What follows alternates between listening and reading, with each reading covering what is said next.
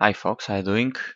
Here I wanted to share with you a very crazy game which happened in the first round of the chess Olympiad, and it happened in one of the first team matchups. It was Japan playing the title holders, Armenia, and we had on the second board, if I'm not mistaken, Shinya Kojima from Japan, rated 2373, a FIDE master, I believe, against Sergei Movsesian from Armenia, GM, almost 2700. Of course, Armenia was the heavy favorite here, but it wasn't that easy. At some point, the Japanese, looking at the positions of all the boards, it seems they were even able not to hold some draws, but even to win the match. So it was a very crazy match there. Let us see this game, particularly a very crazy one. So we have Kojima playing knight f3 and c4, while the Armenian GM goes for a King's Indian defense kind of setup.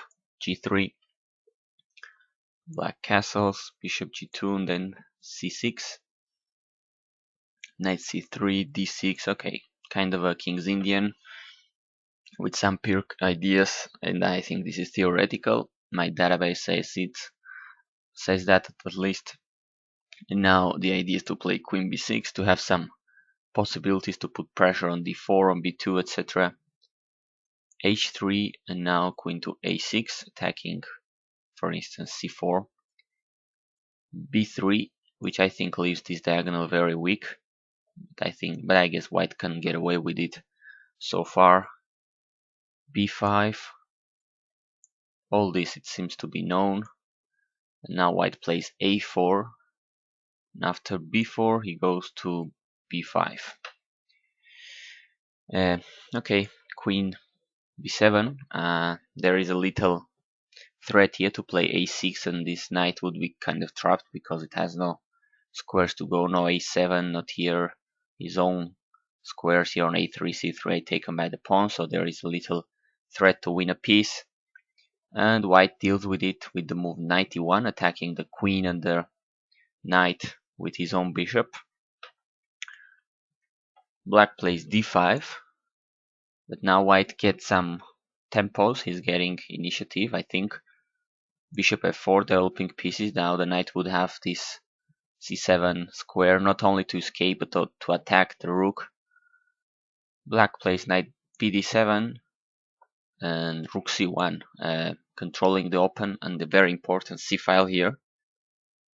And okay, black might be more or less okay, but I think Armenian GM is playing with fire because white is all of a sudden focusing all his active pieces on this uh, queen side, and I don't know, this may be a little dangerous because black is lacking space here and some development. He plays a6, and after knight c7 attacking the rook, he goes to a7, but all of a sudden knight d3, and white has coordinated very well his pieces and is controlling the position absolutely. He has plenty of development, coordination. d5 is under attack, for instance, and all of a sudden, as I say, the position looks very difficult for black, unpleasant at least to play. The bishop on c8, it's not clear what it's going to do. The rook on a7 looks weird. There are a couple of bishops of white here threatening black's queen side, so he goes queen b6. So after knight takes d5 and bishop takes, black at least takes the pawn on d4 back, so doesn't lose material so far. Now bishop h6, attacking the rook, which goes to d8. Now knight takes b4, white wins a pawn. Well, black just cannot take it back because now rook c4, attacking both the queen and the bishop and taking the piece back in very favorable conditions. So after knight takes b4, black plays knight f6, trying to control the d file, and e4 is what white played. I think a very sensible move here to defend his bishop, because bishop c4. White has a couple of possibilities, among others taking the piece on b4, but there is the discovered check to take the queen on d1, so doesn't look very promising position for white, but e4. And okay, here is when Movsesian goes a little crazy and goes ahead with some tactical fireworks here, which in fact doesn't favor him at all, but there it goes. He takes on h3, attacking f7. Of course, a very obvious move for white here is to get away, to get the hanging piece away and fork both black rooks. Now Movsesian takes on f1. He still has an attack on f2, but it's dangerous to have both your rooks here, and as we're gonna see now, the main point is that his king is very weak. This dark square diagonal controlled here by white is going to be very important.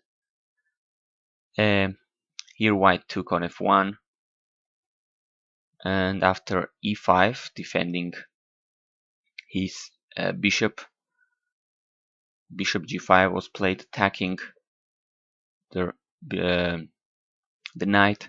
Rook d6, now knight takes, queen takes, and there it goes. Now we're gonna see how weak black's king is, and in fact, objectively speaking, this position is won for white.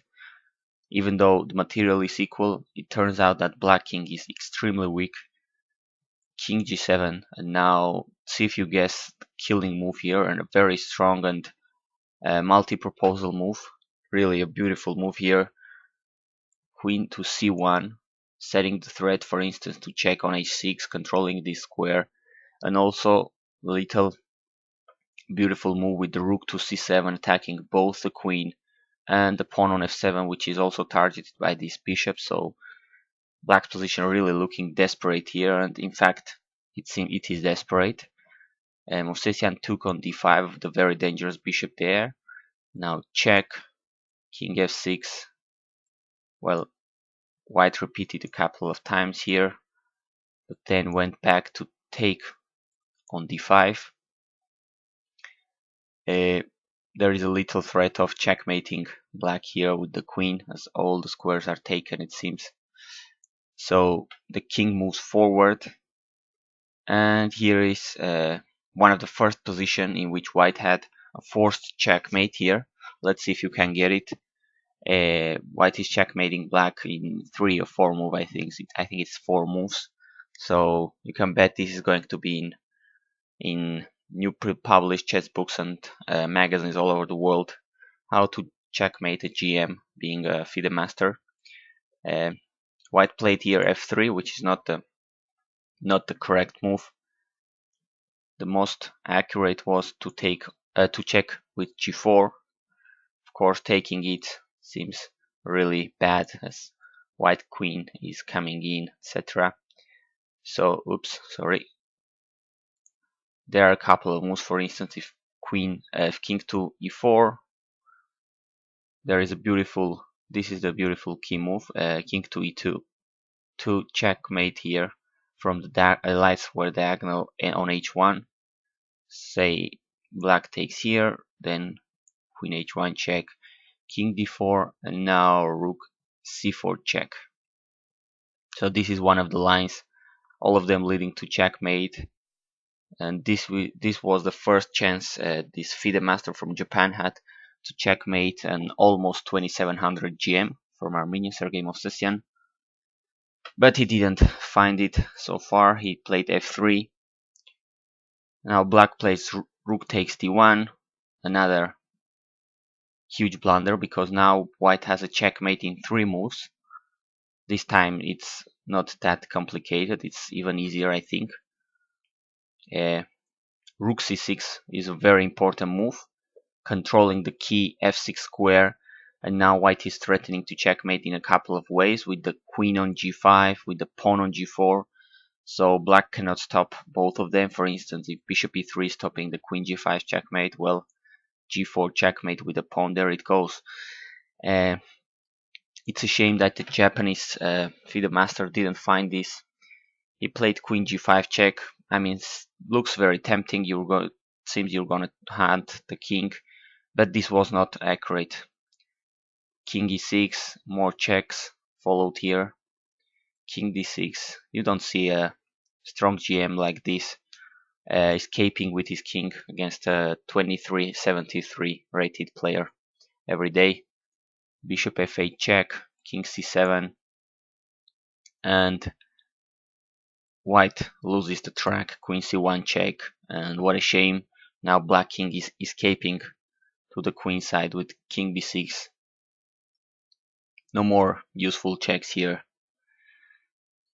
White plays rook c8, but black is getting even some initiative with queen d7. There is a subtle threat to get into to h3 with some attack, dangerous attack on white king, but white here doesn't see it, doesn't spot the danger. He keeps putting his pieces near black king to attack, but there it goes. White is even lost here. Now his king is in great danger, and you can bet the GM will not forgive this time. King e2, and after queen g2 check, the game was over. The Japanese player resigned, as his own king is very unsafe here. For instance, if he goes to e1, then bishop check, king e2. Now with some discovered check, black is checkmating. A possible line this was, but in any case white was very lost here. So there it goes. Very lucky day for Sergei Movsesian from Armenia, who was absolutely lost against Shinya Kojima from Japan, but in the end the GM was lucky and went on to win the game. Thanks for watching.